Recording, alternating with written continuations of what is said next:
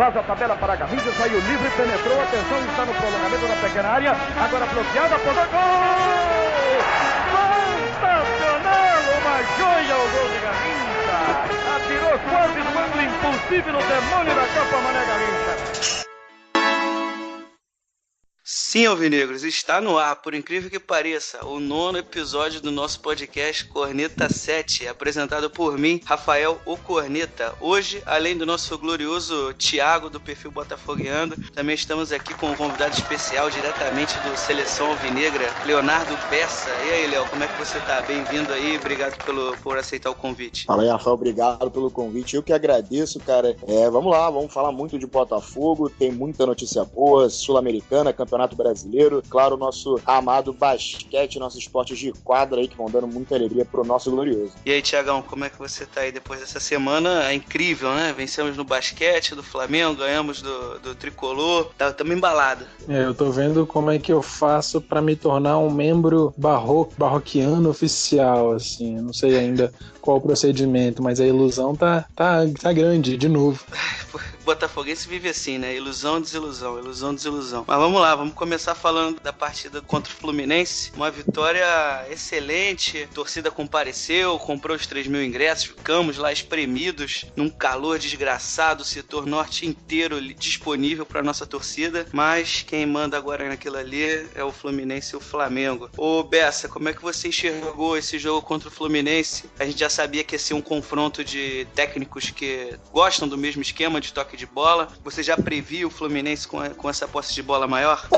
Na verdade, não seria uma surpresa, né? A gente vê o Fluminense um pouco mais ativo nesse sistema de toque de bola do que o Botafogo. Nem porque por conta do trabalho do Fernando Diniz, que é maior, é um trabalho já mais sólido, né? Dentro da proposta que ele traz para a equipe do Fluminense. E a gente pôde ver isso na partida lá no Maracanã. A equipe tricolor teve mais a bola, criou até mais chances que a equipe do Botafogo em determinadas partes do jogo. Teve aquela chance do Luciano, a chance do Caio Henrique, o próprio lance do gol anulado, bem anulado, né, pelo VAR do Fluminense. Foi uma jogada também de pé em pé, um escanteio que eles preferiram botar a bola no chão e depois se encontraram bem na área, o Pedro, impedido, claro, mas um gol também foi bem construído e a gente pôde ver que mesmo o Botafogo não repetindo a atuação contra o Bahia, que apesar da dificuldade da vitória daquele jogo contra o Tricolor baiano, a gente pôde analisar que o Eduardo Barroca tá conseguindo dar uma cara a essa equipe do Botafogo, apesar de não ser o melhor jogo dele, dessas 4 partidas disputadas, no meu ponto de vista, dos 4 que o Botafogo menos conseguiu impor no seu jogo, apesar do número de passes trocados, das tentativas de abertura de jogo com o Jonathan, que voltou e foi muito bem explorado, tanto no lance do gol do Alex Santana, mas pra mim, das 4, foi a partida que o Botafogo teve um pouco mais de dificuldade,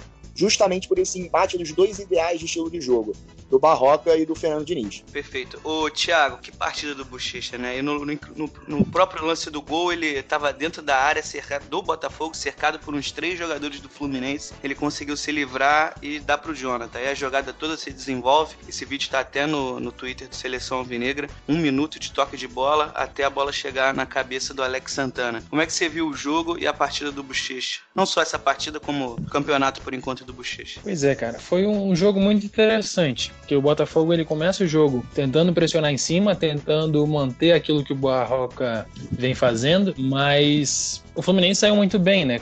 Tem uma saída de bola muito boa, tem um jogo aproximado muito bom e é melhor do que o Botafogo, obviamente, porque eles estão fazendo isso há 5 meses e nós estamos fazendo isso há menos de 1. Esse tempo de trabalho fez a diferença para que o Fluminense tivesse mais volume de jogo. A gente sofreu muito no início ali em cima do Fernando, quando o Eric ainda estava pela direita, depois, ainda no primeiro tempo, o Barroca inverteu o Eric com o Pimpão, equilibrou um pouco, mas foi melhor quando o Yuri entrou na segunda etapa. Apesar do Yuri ter errado alguns lances bobos, defensivamente ele foi mais eficiente. Isso deu um equilíbrio para que o Botafogo precisava na parte defensiva. Até o momento do gol do Alex Santana, eu estava criticando bastante a sua participação, porque eu achei que faltou no Botafogo a participação tanto do Cícero quando o Alex Santana nessa partida. Se nós não tivermos a participação desses volantes, desses 2 volantes aí da linha de 2 meios de ligação da linha de 4 que o Barroca faz na frente do Bochecha, o Botafogo fica muito impotente, inofensivo. A gente precisa de uma participação melhor deles. Tanto que quando a gente teve essa participação, quando o gol saiu, o interessante foi que o Bochecha ele faz o primeiro tempo inteiro sendo esse primeiro homem na frente da defesa. Ele consegue fazer a saída de bola, vacila vacila naquele lance, que é um erro que realmente vacila. Ele é muito seguro, ele faz isso várias vezes, consegue sair de uma pressão com 2 homens de marcação muito bem, mas dessa vez ele vacilou dentro da área, isso não pode, tem que ser corrigido. Mas na segunda etapa, o Barroca, ele, foi uma coisa que eu percebi, tem até algumas análises nessa linha, ele inverteu o Cícero com o Bochecha. O Cícero, ele passou a atuar em alguns momentos como esse primeiro volante, e o Bochecha ficou num posicionamento mais avançado. E é nesse posicionamento até que sai a jogada do gol. O Bochecha, ele tá mais avançado, no momento que abre o jogo na esquerda pro Jonathan fazer o domínio e depois o cruzamento. Fundamental. O Bochecha está sendo um jogador extremamente fundamental nesse novo Botafogo. Tudo passa por ele, as coisas começam dele. Um jogador de uma visão de jogo, um controle de bola impressionante, são qualidades absurdas, embora ele tenha ainda dificuldade em marcar ali as costas deles, mas eu acho que é uma coisa que vai ser corrigida e pode ser corrigida com o tempo. Uma grande vitória, cara. É uma vitória mostrando que o Botafogo vai saber jogar de outra forma. Quando teve a bola, buscou ser paciente, mas soube, como a gente já veio vendo alguns dos últimos anos, soube jogar sem a bola. Fiquei bem satisfeito. Bessa, eu tava vendo hoje os bastidores desse jogo contra o Fluminense que o Botafogo solta na Botafogo TV pelo YouTube, e não dá pra falar da liderança que, não sei se é infelizmente ou felizmente, que o Pimpão tem em cima desse elenco. E mais uma partida tenebrosa do Pimpão, principalmente na frente, né? Como é que você enxerga? A gente sempre fala do Pimpão, sempre critica. Ele ajuda na defesa realmente, mas assim, ele é atacante. Como é que você enxerga o Pimpão sendo líder? Como que o Barroca pode fazer pra tirar ele do time? O Pimpão, sinceramente, pra mim é um a menos. Como você enxerga que o Barroca vai conseguir tirar o Pimpão desse time? Eu vejo o Rodrigo Pimpão nesse atual elenco do Botafogo como o Dudu Cearense era de 2017 ao final da passagem dele. Um jogador que tecnicamente a torcida tinha noção de que não tinha mais condições de agregar nada em qualidade técnica, em esforço físico nessa equipe do Botafogo. Muitos falam que mas o Rodrigo Pimpão é um jogador que se dedica muito. Mas o Rodrigo Pimpão é um jogador que ajuda muito na marcação. Tudo bem, vire lateral então, porque ele como atacante não agrega em nada nesse elenco do Botafogo. O Barroca já vai começar a perceber que esse atacante, né, do Botafogo, que já não se mostra um atacante há bastante tempo, não tem mais condições de atuar no elenco do Glorioso. Tanto que a gente pode ver que assim que o Yuri entra na partida, logo na virada do segundo tempo, a torcida do Botafogo percebe que o garoto, que apesar de ter jogado 2 últimas temporadas longe do Glorioso, é um jovem que o Eduardo Barroca conhece muito bem nas categorias de base. O Yuri era a peça fundamental daquele time campeão brasileiro sub-20 de 2016, era um jogador que, na época, tinha um físico menos avantajado, né? Hoje o Yuri tá bem mais pesado, a gente não sabe se realmente algum problema com a balança, se pegou musculatura, mas a gente pôde ver que ele agregou muito defensivamente em relação, né, na verdade, num comparativo com o Rodrigo Pimpão, que já também não estava mais ajudando naquele lado esquerdo do Botafogo, tanto que depois o Barroca puxou o Eric pro lado esquerdo no segundo tempo, levou o Yuri pro lado direito, buscando não só aquele entrosamento Yuri e Fernando, né, coisa da base, já se conhecendo, mas dando toda a vitalidade desse jovem jogador que ajudou muito na marcação e também criou chances de gol, né? Aquela bola que ele deu para Alex Santana, naquela chance que ele desperdiçou, que ele levou o Rodolfo, acabou perdendo o ângulo e batendo na rede pelo lado de fora. A gente pode ver que o Yuri pode ser muito bem utilizado nessa função do Rodrigo Pimpão. Titular, a gente não sabe nem por que o Pimpão, ele tem ainda o carinho de muitos torcedores do Botafogo. Questionado, mas para muitos é aquele jogador com a garra alvinegra. Eu não vejo assim. Eu não consigo mais defender o Rodrigo Pimpão. A gente agora deixa de lado, né, o Leonardo Bessa jornalista, e entra o Leonardo Bessa que defende as coisas do Botafogo. O Rodrigo Pimpão não agrega mais em nada, praticamente, tecnicamente, nesse elenco do Botafogo. Perfeito. Thiago, próximo jogo, Goiás. Teremos a sua presença lá? Eu tô providenciando. O Goiás até agora não liberou a venda de ingressos. Vou tentar, porque parece que vão ser apenas 2.800 ingressos a serem comercializados. Eu tô dando F5 aqui. Tudo dando certo, estaremos lá no Serra Dourada. Como é que você prevê esse jogo do Botafogo contra o Goiás? Eu prevejo, eu assisti, eu tive a oportunidade de assistir agora o jogo do Goiás contra o Ceará. Foi um jogo que o Ceará foi muito superior mesmo dentro do Serra Dourada, apesar da vitória do Goiás. O Goiás começou bem, teve uma boa participação, um belo gol do Marlone, uma jogada trabalhada, mas foi só isso, e aí achou um gol no final da partida. É um jogo que o Botafogo tem tudo para se impor, mesmo fora de casa, mantendo o nível de atuações, melhorando o nível de atuação agora agora com uma semana cheia de trabalho. Eu, particularmente nas minhas contas pessoais, conto com esses 3 pontos aí em cima do Goiás, com todo respeito à equipe alviverde. Você também enxerga assim, Bessa? 3 pontos? Temos que fazer esses 3 pontos? Para a sequência do Botafogo é importante, né? Você conquistar 12 pontos em 15 disputados, numa visão lá na frente no Campeonato Brasileiro. A gente não sabe a progressão do Botafogo nesse campeonato, a gente não sabe a situação do Alvinegro no segundo turno, na metade do segundo turno, até mesmo no final do campeonato, mas vendo no atual momento, vendo o nível de dificuldade do Campeonato Brasileiro, eu não vejo a obrigação da vitória. O Botafogo é uma equipe com um trabalho novo, ideia nova, apesar de um elenco desde o início da temporada, eu ainda considero um grupo novo, um grupo que teve uma transição de 2 treinadores completamente diferentes. O Zé Ricardo, aquele treinador que retraía mais a equipe, o Barroca, que é todo ataque, que é aquele treinador inteligente, não que o Zé Ricardo não seja, longe de criticar o profissional, é um clube, na verdade é um grupo, né, ainda se acostumando a esse novo ideal. Eu não diria que a vitória no próximo domingo seria obrigatória. O Goiás é uma equipe que perdeu poucos jogos na temporada, o Barbieri vem fazendo um trabalho excelente lá, 77% de aproveitamento até a sua demissão após a perda do Campeonato Goiano. Eu vejo um empate no Serra Dourada, até porque é um local difícil de se atuar, é um campo bem peculiar, um estádio muito diferente, e a torcida do Goiás é uma torcida muito apaixonada também. Apesar da torcida do Botafogo comparecer em grande número, fazer o Serra Dourada, né, tentar fazer o Serra Dourada do estádio Newton Santos, eu vejo um empate lá no Serra Dourada contra a equipe do Goiás, um bom resultado a nível de competição no momento. Lá na frente seria sensacional uma vitória agora, nem porque você depois vai jogar contra o Goiás em casa, você fazer 100% no Campeonato Brasileiro, ganhando um jogo fora e um jogo em casa, é sempre muito bom visando o final do campeonato. Só uma observação, eu acho, concordo com o Bessa nisso que ele tá falando, obviamente, o importante fora de casa é pontuar, vencer é lucro num campeonato de pontos corridos, mas pensando que o próximo jogo é contra o Palmeiras, em termos de tabela, eu acho que sim, se a gente desses 6 pontos a gente voltasse com pelo menos 3, ia ser fundamental. Então, contando com isso, eu já programo e espero esses 3 pontos em cima do Goiás, porque eu acho que é o confronto mais acessível assim, pro Botafogo. Mas faz todo sentido, foi isso que o Bessa falou. Beleza, vamos falar da Sul-Americana. O Botafogo já tem adversário definido e é o Sol de América, clube paraguaio, atualmente em sétimo colocado do Campeonato Paraguaio, o Abertura.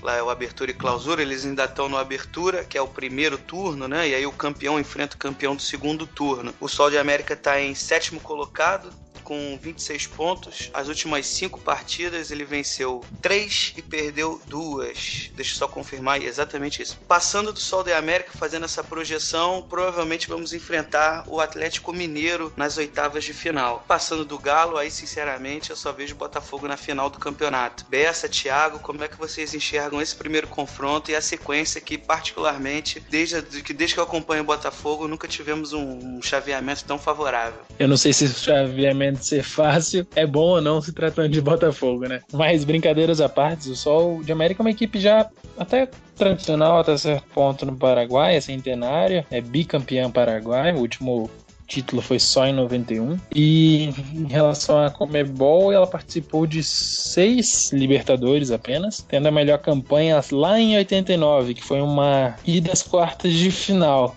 Tá favorável, né? Não é uma logística complicada, é um país perto, é até tranquilo da própria torcida aí. Gatito vai jogar em casa, porque que tudo indica que ele vai conseguir jogar esse primeiro jogo da Sul-Americana. E o chaveamento... é isso, tirando o Atlético Mineiro, que é um jogo difícil de ser encarado, embora a gente tenha um acúmulo de vitórias em jogos de mata-mata contra o Galo, eu acho que tá favorável sim, dá pra gente sonhar com o pé no chão, o Eric já é o artilheiro da Sul-Americana, porque não um novo Simval.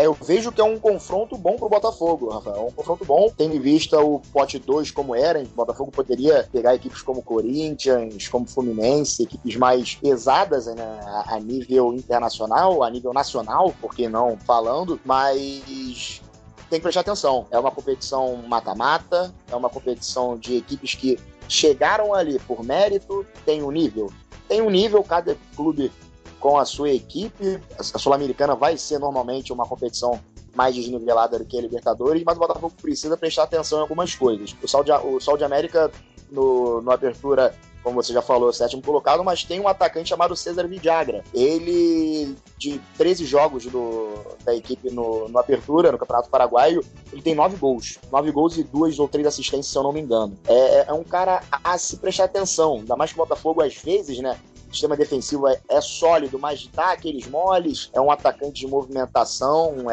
30 anos de idade, e é extremo. Ele é um extremo, não é aquele centroavantão que vai incomodar a dupla de zaga do Botafogo e vai segurar os zagueiros. Só que, tendo em vista os problemas que o Botafogo tem nas laterais, né, em ambas as laterais, o Jonathan, apesar de ser um jogador sensacional, eu ainda vejo como um atleta muito cru, muito novo, e o lado direito do Botafogo, todo mundo sabe que é um problema, o Fernando voltou agora, só que é um problema ainda, a lateral direito do Botafogo, e ele, por ser um extremo, e um extremo goleador, talvez possa dificultar um pouquinho pro Botafogo. E visando a Sul-Americana no geral, né, vendo o Botafogo mais pra frente, o Atlético Mineiro é aquela pedra no sapato. Nas oitavas de final, o Botafogo já pode enfrentar a equipe brasileira, a equipe mineira. Nas últimas competições, nos últimos anos, agora dando aquela alfinetada, né, no rival, tem sido um freguês da equipe do Botafogo, mas que tem um elenco muito qualificado. E foi o que a gente falava aqui nos bastidores, Rafael. Caso o Botafogo consiga avançar de Sol de América e Atlético Mineiro, aí a gente só consegue enxergar essa equipe do Eduardo Barroca numa final continental. Vamos girar então os assuntos, vamos falar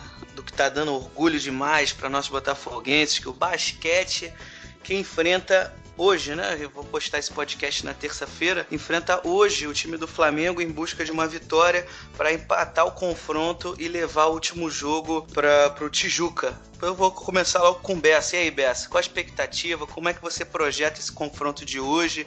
O que esses garotos podem aprontar mais para o nosso coração alvinegro? O Botafogo chega nessa série, para muitos no Brasil, né, muitos amantes do NBB, como o patinho feio das semifinais. Aquela equipe com o menor investimento, aquela equipe jovem, mas aquela mesma equipe que vem cativando o cenário nacional do basquetebol. O Botafogo hoje tem uma equipe que eu não diria que bota medo nos outros, sabe? Porque agora a gente tem que ser realista, a gente tem que falar a verdade. O Flamengo é uma equipe que coloca medo nos outros. O Flamengo é uma das melhores equipes do continente. E o Botafogo foi lá no Tijuca Tênis Clube, depois de 2 derrotas, e conseguiu uma vitória incontestável, Rafael. Eu tive o prazer de estar lá no Tijuca, saí do Tijuca, fui pro Maracanã ver o clássico entre o Botafogo e o Fluminense, e eu pude olhar cada um daqueles jogadores do Botafogo, olhar em cada um dos membros da direção, da comissão técnica, o desejo da equipe do Botafogo de chegar na final do NBB. É um projeto novo, todo mundo sabe. Dá pra ver que eles estão muito envolvidos com isso, principalmente com o Léo, dá pra ver no rosto deles, exatamente o que você falou. A emoção deles nas entrevistas pós-jogos é contagiante, assim. Eu acho que é por isso que a torcida também comprou tanto a ideia. Na apresentação desse elenco, pude fazer uma entrevista exclusiva com o Figueiró. Figueiró falou: Bessa, a gente montou um grupo de jogadores com muita ambição. Todo mundo que tá aqui tem vontade de ser campeão. O Botafogo chegou na final do estadual. O Botafogo fez frente contra um bom time do Vasco na época do campeonato estadual. Ainda era aquela equipe que todo mundo projetava no NBB, depois teve altos e baixos, né? E acabou se desfazendo, e fez frente com o Flamengo em 2 jogos. E agora chega no NBB, conseguindo vitórias sensacionais logo na segunda rodada, na verdade, contra a Franca fora de casa, contra a Paulistano fora de casa, um cheque, né, contra o Vasco 100% nos 2 turnos, tira o Pinheiros no Super, tira o Pinheiros no NBB, elimina a tradicional equipe de São José no NBB, e agora consegue vencer uma partida numa série semifinal contra uma das melhores equipes do continente. De verdade, se alguém hoje chegar pra você e falar, pra onde vocês dois falar, o Flamengo vai fazer 3-1 no Botafogo, isso é certo, você pode chamar de maluco, porque não tem como falar que é certo. Eu já aponto o Botafogo pelo fator psicológico, por tudo que envolve essa equipe do Léo Figueiró, essa equipe de Jamal Smith, essa equipe de Cauê Borges, essa equipe de Arthur Bernardi. Que jogador é o Arthur Bernardi? Vem fazendo diferença nesse playoff do Botafogo. A gente tem que apontar o Botafogo amanhã como favorito. O Botafogo entra no ginásio Oscar Zelaia para defender essa camisa e para levar a série para o jogo 5. Não será surpresa se o Botafogo vencer o Flamengo amanhã e chegar dentro do Tijuca Tênis Clube no próximo sábado às 14 horas e conseguir classificação para a final. Também não me surpreenderia. É uma coisa que a gente tem que frisar, né, Bessa? É o planejamento que foi feito em relação ao basquete. As contratações para esse ano foram contratações, assim, pontuais, precisas. Trouxeram o maior ladrão de bolas do último NBB. Assim, um projeto apoiado muito bacana, muito legal mesmo de ver.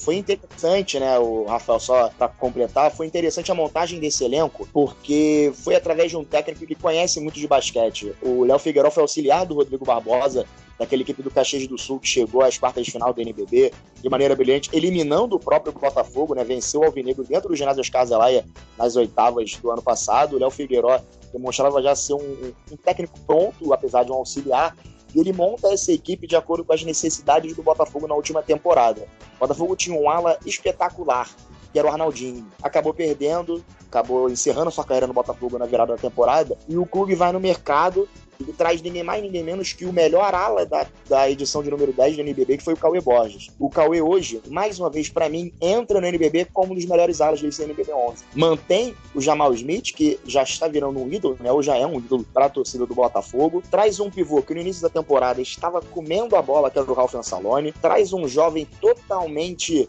já acostumado ao basquete internacional, acostumado ao NBB, que é o Wesley Mogi. Traz o Arthur Bernardi, impecável em tudo aquilo que ele faz, e consegue montar um grupo barato, forte, e talvez desse NBB o grupo com maior vibração e com maior disposição para defender uma camisa de um clube de camisa, né, como é o Botafogo. É inacreditável o clima que fica o nosso ginásio, Oscar Zelaya, em dia de jogo de basquete, principalmente os dias do playoff. Quem teve a oportunidade de ir no primeiro jogo contra o Flamengo ou contra o Pinheiros e o São José viu o que acontece dentro daquele ginásio. E todo mundo sabe que, é muito perto, a gente fica muito perto ali. E o jogador de basquete sente, ele escuta, ele sente, ele vê, ele olha pra você.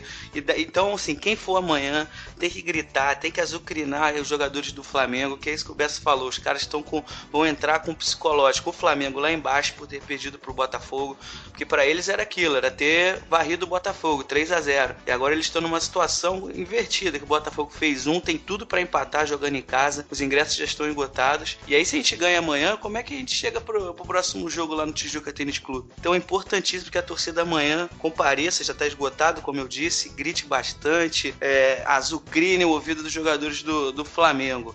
Ô Bessa, em relação... Hoje, né? No caso hoje, porque a gente tá gravando na segunda-feira. Mas enfim, ô Bessa, falando do jogo, de time por time, a gente tem discutido durante a semana que durante a série, que o grande desafio do Botafogo é a rotação, que o Cauê, o Jamal e o Coelho quase não saem desse time. Amanhã você projeta alguma surpresa em relação ao time? O próprio Arthur, como você disse, vem jogando demais, talvez o Guga. Como é que você vê o banco do Botafogo hoje? Eu vou ver a equipe do Botafogo. Na verdade, eu já vou dizer, Rafael, não sei se você vai estar presente na Oscar Zelaya, quem não vai poder acompanhar lá na Fox a partida de número 4 da série, mas eu já vou adiantar uma coisa. Talvez o Botafogo consiga mostrar um jogador pro NBB, que é o Diego. O Diego vem tendo cada partida mais minutagem, vem melhorando as suas participações, as suas atuações, no momento em que o Ralf Ansaloni não vem muito bem. Desde a metade da temporada para cá, o Ralf vem sofrendo com lesões, está atuando com uma lesão no dedo, está com o dedo fraturado, está no sacrifício, e eu vejo o Botafogo nessa partida contra o Flamengo, nessa partida de número 4, com esse trio, Cauê, Coelho e Jamal, infelizmente, com essa rotação prejudicada, né, por conta da deficiência desse elenco do Botafogo ainda, mas com o Diego participando muito mais. Ele no Tijuca Tênis Clube teve um momento, né, da partida em que a gente podia enxergar no olho do Diego a vontade dele. É a chance dele, Rafael. É a chance do Diego Conceição. É um jogador que já estava acostumado a jogar NBB, atuou em Macaé, estava jogando na Liga Amadora Carioca, a LSB, jogava 3x3 também, e o Léo Figueroa resgatou esse atleta. E ele hoje é peça fundamental nesse elenco do Botafogo. Quem me acompanha lá no Twitter, no Instagram, sabe do que eu tô falando, porque eu sempre enfatizo essa situação. Ele na partida contra o Flamengo no Tijuca, pegou 9 rebotes, sendo 7 defensivos. E quem acompanha o Botafogo via que até a chegada do Diego, Rafael não me deixa mentir, o Botafogo sofria muito com rebote defensivo. Muita coisa. Nem porque perdeu um atleta que está voltando agora, muito bem, que é o Murilo Becker, reboteiro nato, só que se machucou, teve uma lesão no ombro, e o Botafogo contratou o Diego justamente para repor essa perda do Murilo. Então vou ver o Botafogo amanhã, Rafael, um quinteto, porque a gente fala muito que no basquete a equipe titular é a equipe que termina a partida, e foi o que aconteceu lá no Tijuca. Ele terminou a partida com Cauê, Coelho, Jamal, Arthur e Diego, os 5 titulares, para mim, hoje do Botafogo são esses 5 atletas e que o Léo Figueiró já percebeu isso. Ele vai iniciar a partida provavelmente com o Ralf Ansaloni, até porque por uma questão de confiança. É um jogador que tem a confiança do Léo Figueiró, tem a confiança da torcida do Botafogo ainda. Fez um início de temporada muito bom no Carioca, conseguiu o recorde da carreira dele, com uma partida contra o Vasco da Gama, se não me engano, com 37 pontos. Recorde da carreira do Ralf. Deve iniciar com esse quinteto, não é nenhuma surpresa, mas pode terminar de acordo com a necessidade da partida, é óbvio, com esse quinteto formado por Coelho, Cauê, Jamal, Arthur e o Diego Conceição. Aí de vez em quando ele vai apostar um pouquinho no Mogi no lugar do Arthur, vai sacar o Jamal por uma questão física, vai colocar o Guga, vai apostar muito no Murilo, porque o Murilo Becker é um jogador de muita qualidade, é indiscutível a representatividade desse pivô pro cenário nacional do basquete, é um jogador que agrega muito, que a gente vai ver essa situação do Botafogo que, mais uma vez, pela 5ª vez consecutiva, vai poder contar com todo o seu elenco, né, em uma partida do NBB. Vamos torcer e, repito, quem for aos Caselaia, saia de lá rouco, por favor. Bom, vamos falar e Rafael, só completando, uma informação sobre a partida, você já falou de ingressos estão esgotados, e a torcida do Botafogo está preparando uma grande festa na noite desta terça-feira. 600 faixas de mão foram produzidas com a frase "Fogo neles", serão levantadas ao longo da partida, mas mais precisamente na hora que as equipes vão entrar em quadra. O Botafogo também promete uma grande festa na entrada da equipe, no anúncio do quinteto titular do Botafogo, e aproximadamente 1.000 bexigas, alvinegras, para a torcida fazer aquela festa sensacional. Vai ser algo que o ginásio Caselaia nunca viu em todos os esportes de quadra do Botafogo, contando Superliga B, contando Campeonato Estadual, contando Liga Ouro. Vai ser muito legal a festa que a torcida do Botafogo está preparando para esse jogo 4. Então, atenção, torcedor, por favor, saia rouco do Oscar Zelaya. Bom, em off aí, o Bessa estava me contando sobre o vôlei, algumas novidades. Bessa, o microfone é todo seu. Fala aí o que você tem para falar pra gente sobre o nosso vôlei. Então, para os que já estão acompanhando, Botafogo vem com uma reformulação nesse elenco de vôlei, era uma equipe muito jovem, conseguiu o acesso na liderança do Lorena, do oposto Lorena, os maiores pontuadores da história da Superliga, e agora passa por uma reformulação muito importante. Por que uma reformulação no elenco que acabou de subir? O Botafogo agora terá 2 patrocinadores fixos pela lei do incentivo. A TIM e a Brahma estão entrando no Botafogo com um orçamento parecido com o do basquete e com um planejamento também muito parecido com o que a diretoria de Esportes Olímpicos fez no basquete alvinegro. A equipe de vôlei hoje já fechou um pacote de 5, 6 reforços, jogadores já conhecidos pelo elenco do Botafogo também, pela torcida do Botafogo, e eu falo de Felipe Stolberg, ex-líbero do Alvinegro, e do Robinho. E eu vou começar falando do Robinho, que é um central de muita experiência, de muita força, porque na Taça Ouro que o Botafogo disputou em General Severiano contra a equipe do Corinthians, Robinho chegou pra mim e falou: a gente não conseguiu o acesso agora, mas quando o clube subir pra Superliga, eu quero ser o primeiro a ser contratado. E o curioso é que foi, Rafael. O Robinho foi o primeiro jogador a ser contratado para essa nova fase do elenco do Botafogo. Além dele, além do Stolberg, o Botafogo também já fechou com o ponteiro Hugo, que veio do Maringá.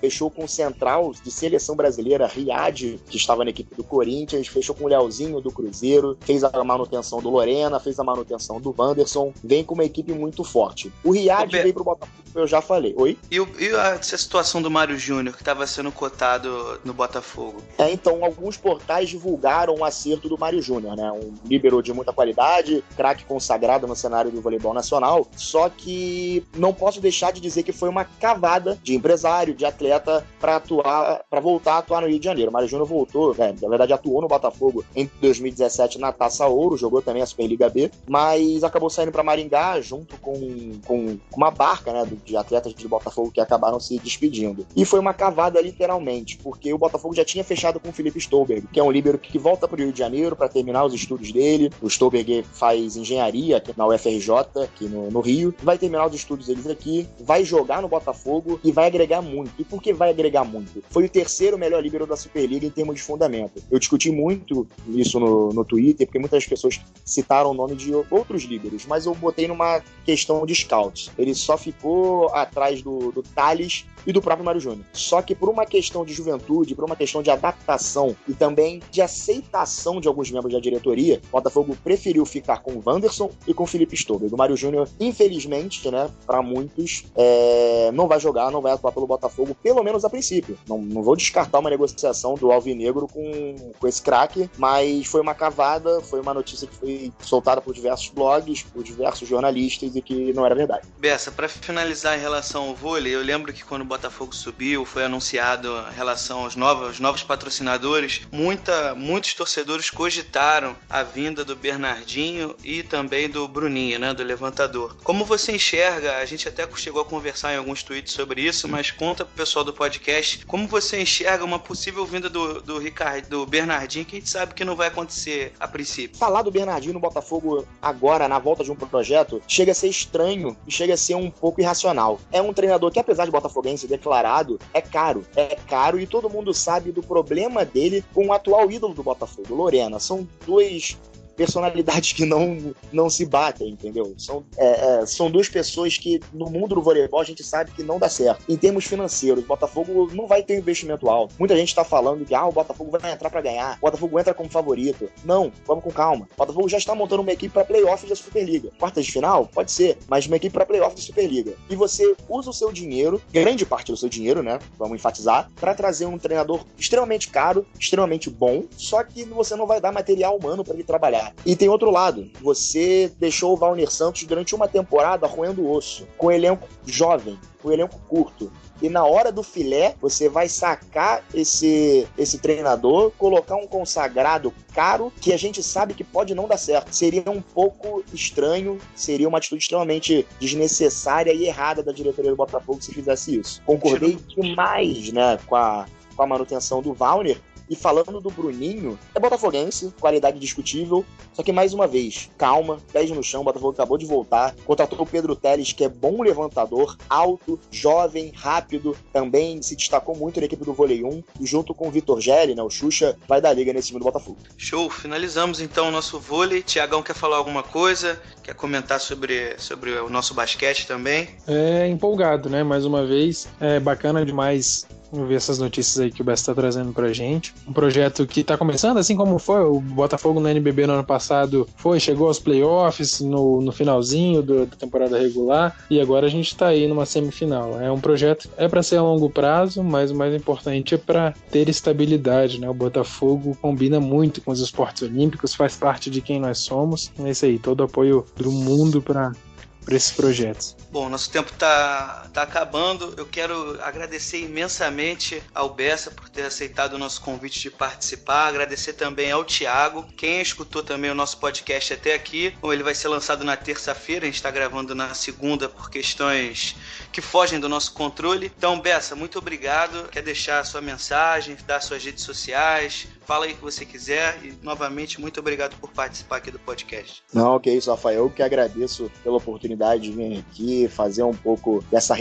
nossa resenha, né? Porque apesar de ser um conteúdo jornalístico, também é uma conversa muito agradável, de muito conteúdo. A gente explorou bastante alguns assuntos. Quero agradecer o convite, agradecer aí ao Thiago também, parabenizar pela página sensacional, que é Botafogueando. Sigo no Twitter, dou RT, compartilho, interajo. Rafael também, parabenizar pelo conteúdo sensacional. A ideia do podcast é maravilhosa. A mídia alternativa do Botafogo precisa disso, de gente com opinião, de gente disposta a trazer conteúdo. Nosso clube é muito apedrejado pela mídia, não é nenhum vitimismo falar isso, mas quem sabe o que o Botafogo passa no dia a dia. E eu quero agradecer o convite, agradecer a oportunidade de vir aqui também, divulgar o meu trabalho. A galera que não conhece, segue lá no Twitter, Bessa_Léo. Pode divulgar o Seleção também? Seleção Alvinegra. Deve. Lá no Twitter, a gente tá com um projetinho novo também.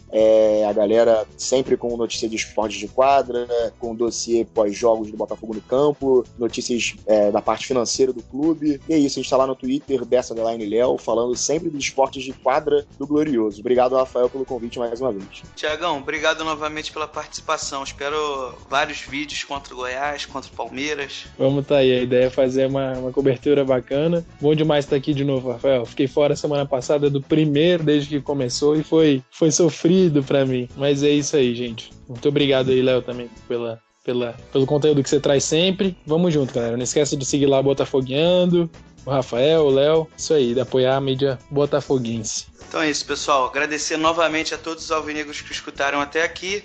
Como todos falaram, segue aí o Botafogueando, o Léo, o meu Twitter, que é Rafael Corneta. E a gente fica até a próxima, até semana que vem. Um abraço, saudações alvinegros para todo mundo.